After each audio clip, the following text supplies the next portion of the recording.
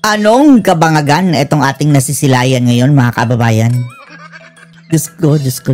Makakaasa pa ba tayo, mga kababayan, na makakakuha tayo ng patas na desisyon dito sa ICC, mga kababayan? Ngayong mukhang mayroong sabuatan, mga kababayan, ang mga bangag, mga makakaliwa, mga anti-Duterte, mga kababayan, dito sa ICC. Di ba nabalitaan nyo, mga kababayan, na galit si VP Sara dahil etong grupo daw na bangag, mga kababayan, nagpadala ng tao doon sa ICC, mga kababayan, para maniktik kay dating Pangulong Duterte. At ngayon naman, mga kababayan, lumabas etong artikulo, mga kababayan, sa ICC website mismo, official ICC website, na kung saan ang sabi dito, mga kababayan, ICC holds 10th seminar on cooperation in The Hague with national focal points. At ano ang nandito, mga kababayan, sa artikulong ito? What is interesting here ay etong mga taong dumalo, mga kababayan. Dahil kabilang sa mga dumalo sa animal na ICC seminar na ito ay si Trililing, mga kababayan. O, tingnan nyo andoon, mga kababayan. Andun sa dulo. Galing ito sa ICC website, ha. Tingnan nyo, ICC website. Puntahan nyo, tapos hanapin nyo itong artikulo, mga kababayan, ng title ng ganyan. Seminar. Andyan si Trililing, oh. I-zoom natin, mga kababayan, ha. Yan. Starring si Trililing. Ang animal na yan. Hindi po yan edited, yung mga kababayan, ha. Wala palang nagbabalitan yan na mainstream media ngayong gabi, mga kababayan. Pero bukas, malamang, mayroon na. Pero galing mismo ito sa website ng ICC. At tingnan nyo din ang Facebook pages nila, mga kababayan. Baka ito, mga kababayan, ang sinasabi ni VP Sara. Baka ito si Trililing, mga kababayan, ang nagpanggap na representative ng Pilipinas, mga kababayan, para check si Tatay Digong. Anong tawag nga check ngayon, mga kababayan? Vitality check? Health check? Diyos ko. At etong sa website ng ICC, anong seminar niyan? Anong isi-seminar ang ungas na yan? Kabilang ba yan sa gobyerno? Diyos ko. Ang sabi dito, sa kanyang seminar daw, mga kababayan, September 16 to 18, mga kababayan. Last week, 32 representatives daw from 19 states were present. Paano naging representative yan si Trililing sa Pilipinas, mga kababayan? Sino ang namili? Si Bangag? Si Lisa Araneta Marcos? Si Martin Romualdez? Sino namili kay Trillanes para mag-represent dyan sa ICC? Ha? Trililing? Andun, Hindi po yan edited, ha? Sabi nila, malaki daw ang ulo. Malaki naman talaga ang ulo ni Trillanes, mga kababayan. Malaki ang noo. Ang sabi pa dito, none of the court's achievement would be possible without cooperation of states. State ba yan si Trillanes? From the investigation phase to the arrest and surrender. And from the protection of witnesses to the release of enforcement sentences. And court relies on your practical contribution. Hello. Hindi na tayo, mga kababayan, membro. Bakit dumadalo pa rin itong Trililing na ito? Hindi na tayo member ng ICC, di ba? Nag-withdraw na tayo, mga kababayan. So, bakit andyan siya? Kaduda-duda, mga kababayan, di ba? Tapos, coincidentally, galit na galit si VP Sara Duterte, mga kababayan, dahil mayroon daw naniniktik kay Tatay Digong dyan sa ICC.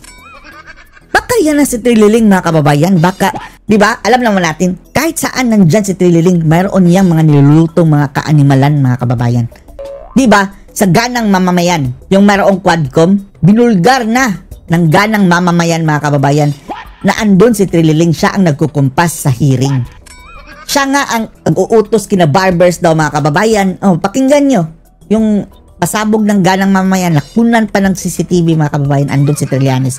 And then, eto naman ngayon, andyan na naman si Trillanes, mga kababayan, kahit ang Pilipinas hindi naman miyembro ng ICC, no longer member. Anong kabulukan ito?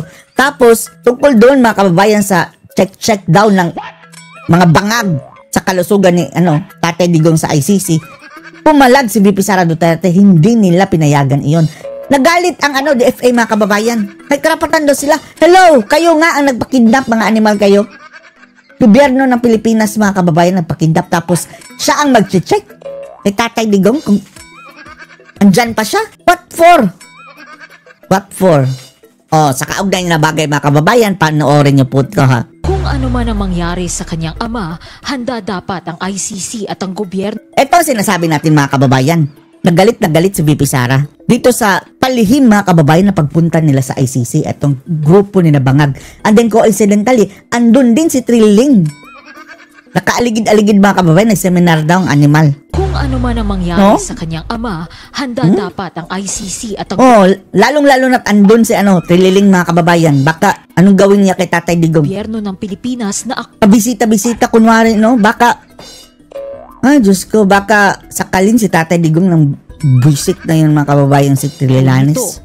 Yan ang pahayag ni Vice President Sara Duterte. Welfare check pala ang sabi nila mga kababayan, di umano. Baka siya ang nagpanggap no, hindi na tayo miyembro ng ICC, bakit pa tayo dadalo yan sa seminar na yan? Kaduda-duda talaga si Trilling, nagalit siya, hindi lang si VP Sara ang nagalit, pati si Pulong mga kababayan, binanatan si Marcos. Dahil dito, dalawin ng mga opisyal ng Philippine Embassy in The Hague si FPRRD sa ICC. Depensahan ng DFA. dumipensa pang mga animal mga kababayan, yung sinasabing kumidnap kay Tatay Digong. Hindi ang DFA ha, pero ang gobyernong nagpakidnap kay Tatay Digong. Yan ang amo ng DFA. Pagsagawa ng welfare check ng Philippine Embassy kay FPRRD. 6 months after pa nagpa-welfare check, bakit hindi nyo yan ginawa nung kararating pa lang ni Tatay Digong? Ngayon lang mga kababayan na ugong-ugong na ang interim release. And coincidentally, andun din si Trillanes. Ayon sa ahensya, animal. alinsunod ito sa Vienna Convention on Consular Relations and Relevant Philippine Laws para protektahan ang kapakanan ng mga Pilipino. Mga bangag, ay naku mga bangag mga kababayan kung ano-anong mga palusot. Kung talagang sincere kayo sa welfare check, dati pa first month pa lang andyan na kayo. Chinek si Tatay Digong. Tungkulin din lang ito ng Philippine Foreign Service posts at Diyos ko, ginagawa Lord. rin ang welfare check sa iba pang mga Pinoy. Tandaan nyo yan, VP Sara. Ito mga kababayan, personal attack na ito mga kababayan. Yang mga embassy, mga embassy officers natin dyan sa the Netherlands. Tandaan nyo yan. Pagdating, pag presidente na si VP Sara mga kababayan, malilintikan yan. From Davao to The Hague, Netherlands, nagkasa ng kilos protesta ang mga taga-suporta ni FPRRD. Bukod sa panagutin ang mga umano'y korap na opisyal, gusto nilang mapauwi na ang dating Pangulo at magbitiw na sa pwesto, si PBBM. Lamayas ka, bangag! Narito ang agenda report ng ating Europe correspondent Dick Villanueva. Na-high-blood tayo dun kay Trilling mga kababayan. Andun? Seminar. Anong agenda mo mag-seminar? Hindi tayo miyembro ng ICC, animal ka. Tapos sila bangag mga kababayan. Sila talaga mga kababayan nasa likod niyan. Meron na namang nilulutong masama mga kababayan ang mga jablo. Rain or shine, hindi pa rin natitinag yung mga taga-suporta ni dating Pangulong Rodrigo Roa Duterte na kung saan ginaganap ang isang programa dito po sa Mas marami pa sumusuporta kay Tatay Digong mga kababayan na andun pa yan sa ibang bansa kaysa kay BBM. Tingnan nyo, yan si BBM mga kababayan, walang dadalo sa mga salo-salo niyan kung walang pera, walang concert. Wala nga pumapansin sa kanya. Tingnan nyo yung nasa MRT siya. Kawawang nilalang. Sa The Hague, Netherlands bilang pakikisa ito, sa nagaganap. Si Tatay Digong, ang mga tao pa ang gumagastos mga kababayan. Malawakang kilos protesta sa Pilipinas. Humigit kumulang sa 500 supporters ang nakilahok sa ikatlong araw ng isinasagawang kaunti lang ang Pilipino dyan mga kababayan ha, pero andun pa rin sila. Yung iba nagbiyahe pa mga kababayan. Convergence Day towards camaraderie, freedom and justice. Ito ay pinangunahan ng DDS Europe at Mahisog International mula sa Europa. Yung talagang yung kararating pa lang ni Tatay Digong, grabe. Libo-libo mga kababayan, umabot daw yun sa 2,000 plus. Amerika, United Kingdom, Canada, Indonesia at Pilipinas. Ang 3 araw na event ay sinimulan sa pre-araw na event at sinundan ito ng Freedom March sa araw ng Sabado at Convergence Day nitong Linggo. It was really overwhelming and we appreciate the support for this project, which is not only to bring Tatay Digong home, but to save our country from its downfall. Iisa lang ay sinisigaw ng mga rallyista. Marcos resign. Mabuti pa dito mga kababayan. Marcos resign ang panawagan. Doon sa Luneta mga kababayan, hindi maka-ater na Marcos resign ang mga animal dahil sabi nila, Marcos resign, si Sara ang ipapalit pati na yung mga dilawan mga kababayan. Hindi na muna Marcos resign. Hindi ito panawagan na pa-resignin si Marcos. Sa pwesto si Pangulong Ferdinand Hipokrito! Mga dilawan, pulahan, mga bangagan, mga kababayan, mga hypocrites. Marcos Jr.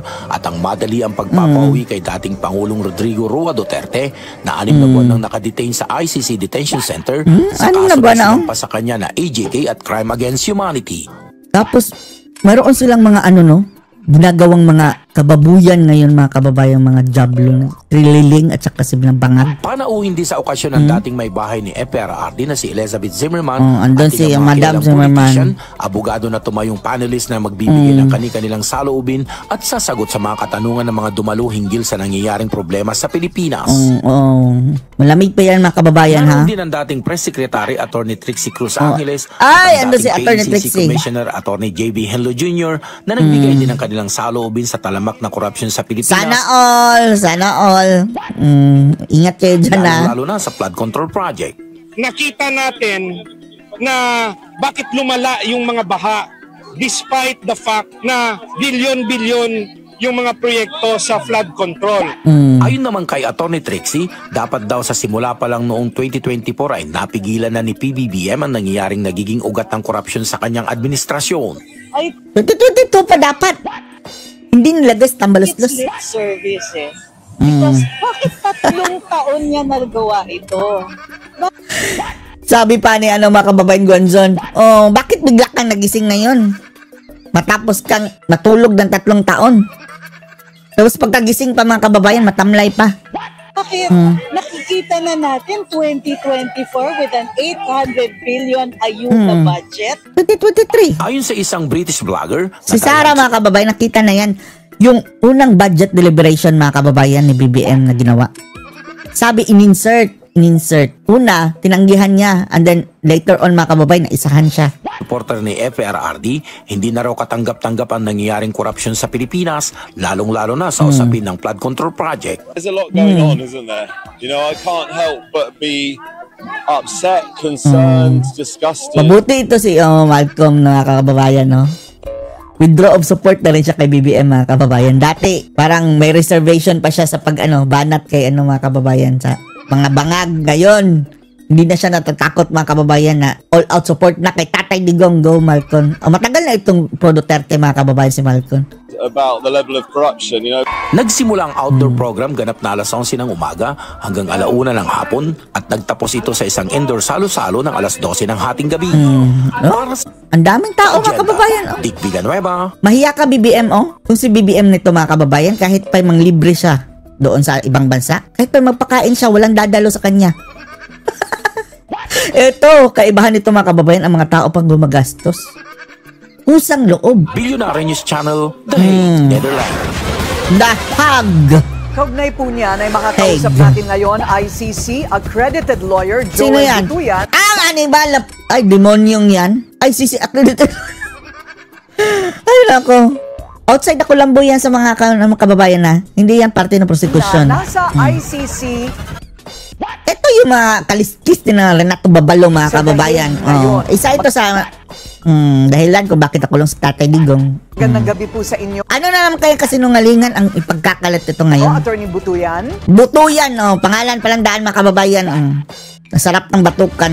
Magandang gabi, Corina, at sa lahat ng ating mga kababayan na nakikinig at nanonood ngayong gabi. Shut up! Opo, pagpasensyahan po ninyo, syempre dito po sa Bakit pagpasensyahan? medyo distracted ang mga tao, dahil nga sa tuloy-tuloy ang investigasyon tungkol po dito sa mga distracted saan? Flood control project anomalies. So, saan pala kami dapat mag-focus? Doon sa kaipalan ng husband mo na si Marimar Rojas? Let's refresh our memories. At i-refresh natin. Ang kanyang mga kababayan, si Boy Padjak, Boy Martillo, Boy Yelo, Boy Bombero, Boy Sibuyas, lahat na nakaipalan, mga kababayan. Alam ko yan Samahan pa kita May nabibili tayo. Para po malinaw, 3 counts of crimes against humanity. Bakit naging 3 na lang? Akala mo natin 30,000? Diyos ko, Lord. Ano po ang ibig sabihin nito? 3 counts will justify them all. Diyos ko, Lord. Equivalent na ba yun? Wala nga tayong alam, mga kababayan, na may ginurgur ba si Tatay Digong na 3 counts? Diyos ko, Lord. Sino? Si Tatay Digong mismo? Ha? What constitutes it? what constitutes the 3 crimes laban po dito kay former President Rodrigo Ay, Duterte? Tama yan, Corina. 3 counts ng crime against humanity of murder yung sinasampa. Murder! Yan ang mga kababayan. Ang ganyang mga kaso, hindi na yan dapat jurisdiction ng ICC. 3 counts.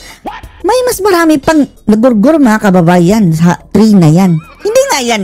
Ay, Diyos ko Lord. Wala nga yung ebidensya mga kababayan na si Tatay Digong talaga. Akala ba natin na court of last resort? Yung ICC mga kababayan, na-degrade sila sa ganyan. International na yan ha. Na-degrade kayo dyan sa 3 counts of murder. Ang dapat yan mga kababayan, oy balik yan sa Pilipinas, doon na kayo magsampa mga ungas. Ng Office of the Prosecutor, no? At hinimay nila into 3, no? Unang-una, yung mga ayaw nila mga kababayan na sa Pilipinas dahil wala eh. Talagang made up yan mga kababayan. Diyan, kung dyan nila gagawin, pwede lang maulol nila ang mga kano. At kung ikukulong nila si Tatay Digong dito, tingnan lang natin. Etong mga nananahimik namin in uniform, kakalampag yan. Kung dito nila gagawin sa Pilipinas yan mga kababayan. Noong mayoralty period ni Pangulong Duterte, from 2013 to 2016, yung mga killings sa Davao. Yun Wawi! Di ba naghukay kayo doon? Sama si Nadilima mga kababayan walang nakuha. Ay nako. Wala silang, dapat sana, mayroon silang na isang pa mga kababayan. Wala. Pangalawa. Gagaya lang din yan sa naghahanap ng mga kababayan butod sa sa Taal. Ano nang nangyari ngayon? Wala na. Ito yung Operation Double Barrel. Ito yung mga high value targets. No? Ito yung mga sinasabing mga pushers, manufacturers, at mga drug lords. Legitimate police operation yan, ungas. Ngayon mga kababayan, walang ganyan dahil ito si Bangag mga kababayan, ang mga nasasakoteng mga pulburon, yung mga lumulutang na mga kababayan, mangingisda ang nakasakote. No? Pangalawang count yun. At yung pangatlo, yung tinatawag na Operation Tokhang. Ito yung barangay clearance operations ng mga... Tokhang mga kababayan is yan? Katok, pakiusap. Sumuko na kayo. Wala namang masama doon. Na mga street, yung mga mahihirap, no? Diyos ko Lord. Pinagpapatay. Tanong namin sa iyo ngayon, Butuyan. Natigil ba ang patayan? Never natigil mga kababayan. At yung mga patayan iyan, simulat sa pool pa mga kababayan. Andyan na yung mga riding in tandem ganyan. Hanggang ngayon, sa panahon ni Bangag. Sige, kasuhan nyo rin si Bangag. Hindi natigil. Ay, nako. 3 krimen yon. And ang maganda dito, hindi kayo makonvict si Pangulong Duterte sa 3 counts. Kahit isa lang, napakalaking bagay na. Malaking bagay, wala kaming pake. Lahat ng yan mga kababayan, basura. Pag sinabi po natin kahit isa lang malaking bagay na, this means lifetime imprisonment. What does that mean for FPRRD? Pwedeng lifetime imprisonment, depende dun sa mga kung gaano katindi and ilang krimen yung mapropruwebahan ng prosecution during the trial. Pero it cannot be less than, I would say, 10 years, Corina. Ganun po. So depende kung gaano kagrabe at ano po ang mga ebidensya sa bawat isang charge at mayroon pong... Kaya pala andyan si Treliling mga kababayan, no? Yan ang kanilang tinatrabaho mga kababayan. Ang animal na yan. Kung totoong nanggugurgur yan sa Tatay Digong mga kababayan, bakit buhay pa yan si Treliling? Okay, bakit buhay pa yan? Nakita po ba ninyo yung ICC charge sheet? Pag sinabing marami daw redactions, ang ibig sabihin maraming in-erase? Ano po ang ibig sabihin? Hindi na in-erase. Redacted version para sa public. Hindi na in-erase. Ano ka ba, Corina? Meaning, confidential yon, hindi pwedeng banggitin sa publiko dahil mga sensitive information kagaya ng pangalan mo, anong pangalan mo, Coring, birthday, identity ng mga testigo, common science. Nire-redact or sinisensor yung mga information na nakalagay sa hinahide sa public. Document containing charges, Corina, for 2 purposes. Unang-una, para protektahan yung mga witnesses or yung mga victims, no? Ito talaga, parang wig, no? Parang nasa, mga kababayan, ba to? White Chicks na yung pelikula mga kababayan na maskara lang. Baka pagtanggal ng maskara yan mga kababayan, si Torre yan. Identified and involved in the cases. Pangalawa, para hindi makompromiso yung ongoing investigation pa against co-perpetrators. Ganyan naman talaga yan sa korte. May mga redacted, lalong-lalo na ongoing pa. So, kaya ginagawang confidential yung certain information. Confidential. Kasi kung ilalabas mo yun, pwedeng malagay sa peligro yung mga witnesses and yung ano ba tong tanong ni Corina, mga kababayan? Baka magtago na. Binibigyan ng issue na maraming burado daw. So what's your point, Coring? So what kung mayroong reduction? Ngayon mo lang alam. Nakita pa rin po ito ng mga otoridad. Sila doon sa ICC. Nakikita yun ng... Ay, nako. Baka, pagkaalam ni Corina, mga kababayan, maraming in-erase dahil maraming mali. Ay, Diyos ko, Lord. Prosecution saka defense, no? Dahil yung redacted na o yung censored na version ng charges ay yung para sa publiko lang. Pero yung mga parties, they have access to the unredacted versions of the charges. Nag-aaksaya ka lang ng oras, Corina, kung dyan ka magpo-focus sa tanungan mo sa redaction. Sabi po na 3 counts of crimes against humanity. Ibig sabihin po there was enough evidence or there was enough cause or probable cause, kaya po 3 ang identified. Tama yun. No? Yun yung findings ng prosecutor. Although itong charges na to ay i-confirm pa ng pre-trial judges. Kumbaga, kung dito yan sa Pilipinas, mga kababayan, dismissed na yan. Vague. Napaka-vague, mga kababayan, yung kanilang charges. Oplan Tokhang. Kakasuhan natin ng crimes against humanity dahil sa Oplan Tokhang. Ha? Alam niyo ba ang ibig sabihin Oplan Tokhang? Tokhang yo. Katok. Pakiusap? Yung 3 charges, ito yung proposal ng prosecution, but they have to be confirmed by the pre-trial chamber bago mag-umpisa yung trial. I see. So ito po yung 3 na sa palagay nila kaya nilang ilaban. Okay. Tama yan. Kailan na po ba? Yan pala ang tsura ng buto yan. Visit na yan. Yung confirmation of charges. Kasi ito po yung naurong, no? Medyo matagal-tagal na rin po. Yung confirmation of charges hearing FPRRD, meron na po bang petsa? Wala pang nila. Indefinitely Indefinitely ang sinabi, mga kababayan. Na petsa kung kailan sisimulan yung confirmation hearings, Corina, dahil I think ang nangyayari ngayon is inihear yung preliminary issues kagaya nung yung inihay ng defense na issue ng mental fitness ni Pangulong Duterte. Pangulo ka pa. Ang Pangulo mo si Bangag. I think magbabatuhan yan ng mga medical experts, no? And confidential yung hearing. So, tingin ko nangyayari na ngayon. Yung expert, mga kababayan, hindi nga sa defense yun. Ang nagsabi nun, expert ng ICC, ha? Yung pag-assess, mga kababayan, kay Tatay Digong. Ang pangalawa, yung prayer ng defense ng interim release. Naglabas, ang recent na lumabas sa ICC website ay humihingi ng komento yung ICC doon sa 2 countries na sinasabi ng defense na willing na i-host si former President Duterte kung mabigyan siya ng interim release. I see. So what does that mean? House arrest, interim release is he's free?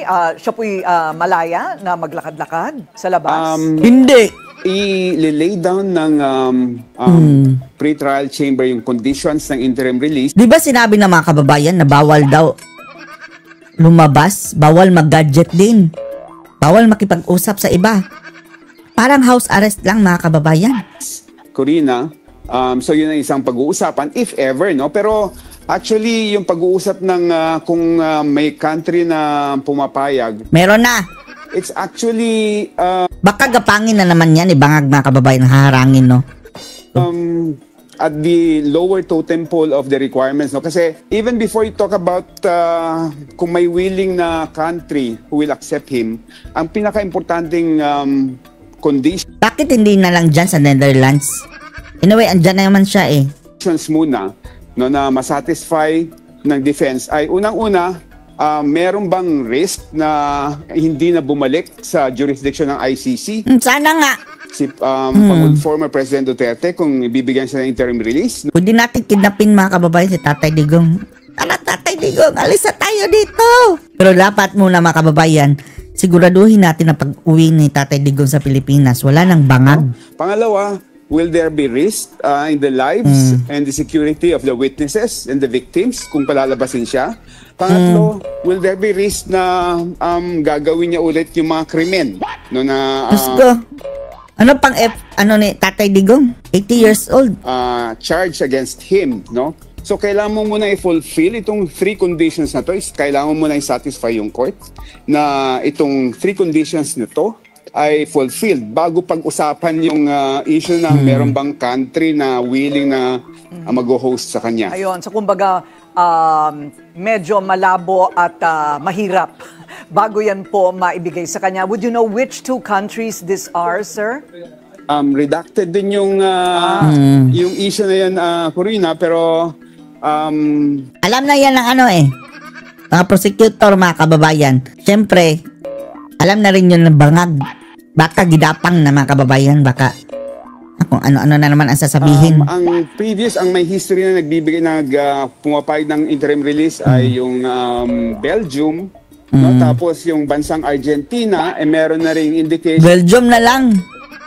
Argentina, mukhang magulo mga kababayan willing siya, no, na generally willing siya to host yung mga accused in the ICC and who are granted interim relief, although subject to the conditions, the specific conditions that will be imposed by the ICC. I see. Okay, last question, sir. Do you think this is a siguro, no, isa doon sa mga binibisitang country ni VP Sara?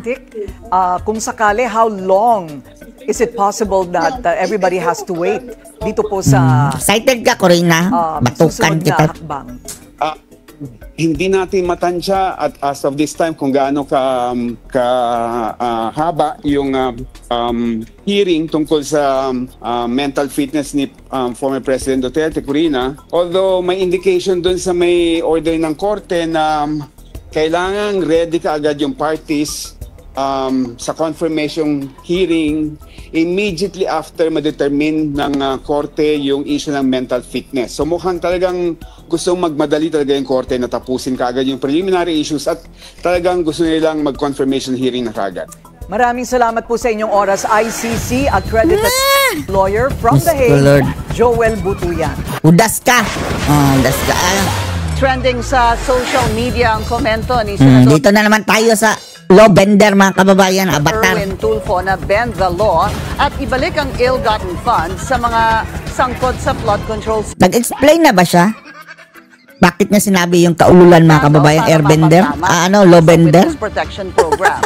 Pero bago pa ito umingay sa mga netizen, pinuna na ito ni Senador Robin Padilla. Narito ang agenda report ni Hannah T. Pinuna namin yan kasasabing nga lang yan, mga kababayan. Ito na siguro, mga kababayan, isa sa pinakabugok na senador si Erwin Tulfo, mga kababayan. Kahanay na niya si Pacquiao. Dito po sa mga kontraktor, bunganga lang, mga kababayan, ang matapang. Tsaka ang amoy ng bunganga. Opisyal, isole ninyo. Tingnan nyo, ang kanyang badi-badi ba yan? Sa gilid. Ang pera ng taong bayan. Hindi po batas ang pinag-uusapan. Hindi batas. Butas. Ay, naku, Tulfo. Wala ho tayong pakialam sa batas. Walang pakialam sa batas. Delikado ito, mga kababayan, maging presidente ito. Wala na itong chance, mga kababayan. Sirang-sira na. Kanal na, mga kababayan, ang mga kredibilidad dito, mga Tulfo. Sino ang bumoto na mga Tulfo, mga kababayan, in the future? Bugok din. Bugok din. Sometimes, in the future, ha? You have to bend the law. You have to bend the law. Minsan daw, mga kababayan, kailangan natin baluktutin ang batas. To be able to please the people. Para ma-please lang, people pleaser ka pala. Ang people, ang sinasabi niyang people, mga kababayan, yung nasa luneta. Lord. Mas mataas po ang taong bayan sa batas. No one is above the law nga. Saan mo napulot yan? Tingnan niyo, mga kababayan, kalbo, si Kimbo. Ang sama ng tingin. Anong pagsasabi ng ulol na to? Nababasa natin ang isip ng kalbo, mga kababayan. Wow, am I right, Mr. Nanghalap ba nagkakampi, mga kababayan, sa kanya kaululan? Diyos ko, Lord. Ayun, oh. Diyos ko, Lord, ano ba ito? Ano ito naririnig ko, oh. Yes, sir. Nag-yes sir naman ang bugog. Ako, isa rin bobo mga kababayan. Paano naging Justice Secretary yan mga kababayan? Na pumayag na i-bend ang law? Ikaw nga ang Justice Secretary. Pati si Matsing mga kababayan, oh, halos hindi makapaniwala. Ay nako, halos ganyan na lang si Matsing mga kababayan. Ay nako. Yun talagang DOJ Secretary ang nag-agree. Yes sir. Yes sir, Diyos ko Lord. Anong klaseng Department of Justice Secretary ito mga kababayan? Pwede niyang maging ano ito, oh, consultant. God save the Philippines. Nagkasagutan sina Senator Erwin Tulfo at Senator Robin Padilla dahil sa pahayag na ito sa latest Senate Blue Ribbon Committee hearing. Mabuti pa to si Robin, oh. Kinall out mga kababayan, huwag kang ganyan dahil ano, para kang nag-i-insight sa mga tao na baluktutin ang batas. Kasi pinanawagan ni Tulfo na mabalik ang pera ng taong bayan matapos ang web of corruption. Tapos, mayroong proseso dyan mga kababayan. Sino bang hindi gustong may balik ang pera ng taong bayan? Sa kanya mga kababayan, huwag dumaan sa proseso. Huwag sundin ang batas. Na kinasasangkutan ngayon. Hold upin mo na lang. Pasukin mo yung bahay, kunin mo yung lahat ng pera kung kaya mo. Ng ilang opisyal, naging mitsa. Anyway, pwede mo namang i-bend kaya ang law dahil sabi ng mga utaw o mga tao sa luneta. Ang flood control scandal sa pagkasa ng mga protesta nitong weekend. Bilyones ang di umano'y natanggap ng ilang mambabatas. Lahat tayo gusto makuha. Sa proyekto. Ayon yan, kina dating DPWH engineers Bryce Hernandez at lalong-lalo na ito, pera ng mga animal na to. Huwag niyong gawing baby yan, ha? Huwag niyong gawing baby. Parang ngayon mga kababayan, parang mabibigyan pa ng immunity. Wag naman sana dahil grabe mga kababayan ang nakulimbat nila. Alcantara na nag-apply ngayon sa WPP o Witness Protection Program. Bagamat hindi required ang restitution o pagbabalik ng isang bagay ng isang akusado para makapasok sa WPP. Yan WPP mga kababayan, protektahan lang dahil mayroong sinasabi. Hindi naman ibig sabihin yan na immunity na yan. Hindi na makakasuhan. Paano kung mamatay yan? Parang na yan mga kababayan ay key witness. Pero hindi yan nag-a-absolto sa kanila mga kababayan. Nahuli sila Hindi naman sila sumurrender mga kababayan kusang loob na ng whistleblower. Kung hindi nabulabog ito mga kababayan na nabisto, hindi yan hindi yan lalabas. Sinabi ni Justice Secretary Boying Remulla na morally right at test. Sino ang sabing morally right? Ikaw lang din, opinion din ni Boying mga kababayan. Nilagay niya sa kanya sarili mga kababayan ang batas. Gumawa-gawa ng sariling batas based on his opinion. Of good. As if naman morally talaga ha. Morally. Yung pagka-absuelto, pag-fast track ng inyong anak sa issue ng droga. Morally pa ba yun? Yung pagmamagic ninyo sa kaso mo sa ombudsman, morally pa ba yan? Wala kang moral ascendancy. Karapatan, Boying na magsabi ng moral-moral na ganyan. Mukha mo. Ito, pero nangamba si Senator Robin Padilla tungkol sa bending of the law. Isipin natin ang posibleng maging epekto nito sa si Robin, ating mga komunidad. Lalo na po sa mga lugar ayan na pinatamaan niya mga kababayan. Itaguyod ang kapayapaan at kaayusan. Akala natin mga kababayan makakagraduate na tayo dito sa patawa ni Pacquiao. Ay, may pumalit mga kababayan kasing utak din. Halimbawa na lang po. Anong utak dito mga kababayan? Mukhang munggo lang siguro ni Erwin Tulfo, hindi si Erwin. Napakalulungkot po kung ganito ang ating pagbibitaw ng mga salita na we can bend the law. Ipakita po natin na ang kalooban ng taong bayan. So ayan to the rescue si Soto sa kanya mga kababayan Ayan ay maaaring may sakatuparan. Ay nako mga bagoong. Sunod sa balangkas na makaturungang paghihiral ng batas. Pero paglilinaw ni Tulfo, ang konteksto lang naman. Explain kanina mga kababayan, nag-explain kanina. Tapos kahapon nag-explain na naman. Nanindigan mga kababayan at gusto talaga niyang i-bend ang law. Sinabi niya ay para sa sigaw ng mga Pilipinong nagprotesta. Sisigaw din kami na sampalin ka, tadyakan ka sa mukha. Ibebend din natin ang law, Tulfo. Mismong DOJ na rin daw nagsabing in good faith ang pagsoli ng hindi nga wala nga sa batas opinion lang pwede nga ba dispara itong ulol na to hindi pa nakakapasok sa BFF na sila mga kababayan, nagbigayan ng tubig. Ang problema kasi ang problema, ugok ka President, kung susundin natin ang batas kung susundin Oy, dyan pa lang na statement mga kababayan. Oh, wala ka na. You don't deserve to be a senator. Resign. Alam naman po natin ang pagdinig umalis ka dyan sa ating bayan ay buwan at taon ang inaabot. So gumawa ka ng batas para ma-strengthen ang ating justice system dito, Tulfo. Hindi yung ibebend mo na lang.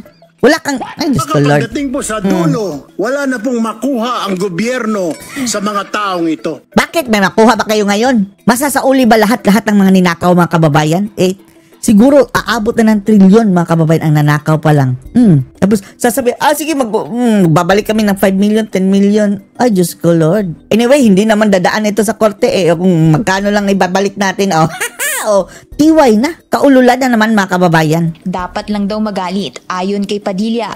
Pero intindihin dapat ang iba pang communities na pinagsisikapang sumunod sa batas para makaiwas sa gulo. Mali talaga yung messaging ni Tulfo mga kababayan. Bendalo. Paano kung isang araw gusto din nilang ng anarchy? Gusto din nilang magkagulo? Gusto din nilang i-bend sa Malacanang, pumunta ng Mindiola.